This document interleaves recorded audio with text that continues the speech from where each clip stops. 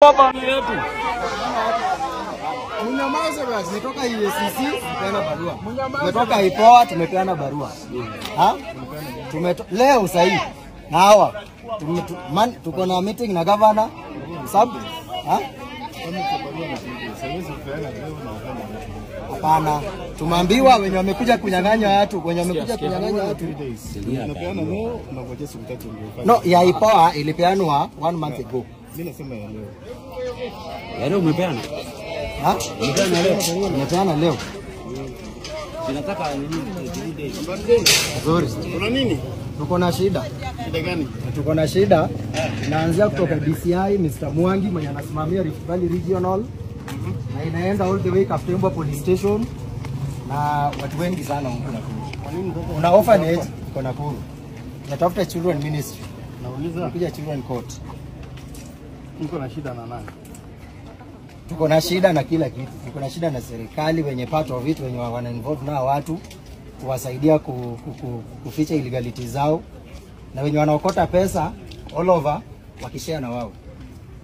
Sasa nauliza nyinyi utaratibu mmejaribu kufuata ile imewekwa. Utaratibu zimewekwa, kila mtu ako corrupt. That's why tumetoka EACC tumepeana barua. Tumeongea na Omolo, Mr. Omolo nilipo kwa ofisi yake asubuhi. PS wa Interior. Ataniambia enda Nakuru tena, enda peane mabarua. Alafu acha wakose act on it. Nilikuja nikapeana, hakuna kitu kilifanywa.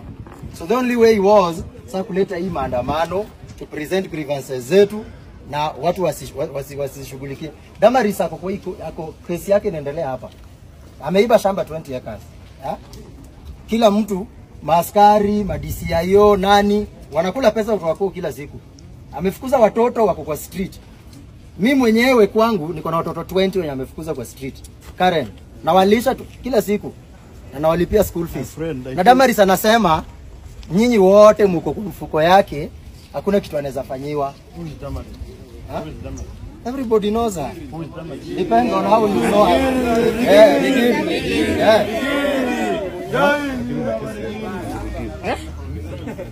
Sasa ile kitu iko. Haya, kesi ziko kotini, OBs hazijaipelekwa kotini. Damaris anaambia watu msipeleke makesi, mtulie hadi kesi yangu iishe. So that is the plan. Kesi inakuwa ndo na station gani? Kaptembwa Police Station. Sasa kama ni kesi ya Kaptembwa, si hatujakuja Central. Si tuko kotini.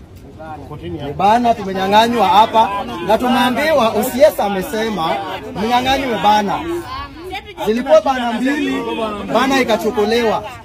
Utaratibu wa kufanya kila kitu. Na hiyo taratibu ifanywe. Inafanywa wacha zako. Everybody anakuwa na tumbo, wanamea. Watoto wanalia kwa street.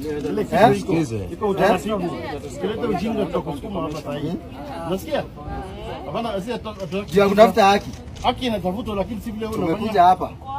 Hiyo haki tumejaribu kila siku 3 years. Kama umekuja hapa, present iko chief justice. Iko just tumetoka hizo ofisi bado.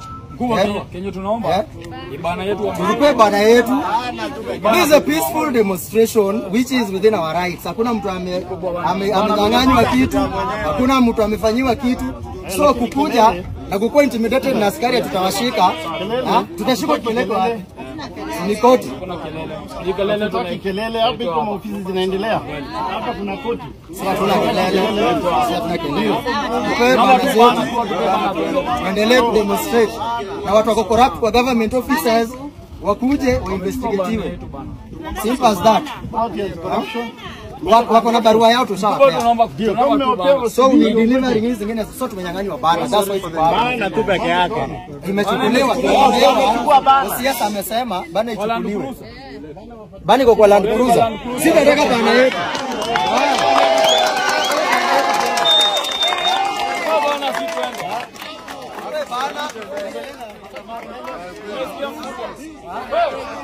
Bana tuende.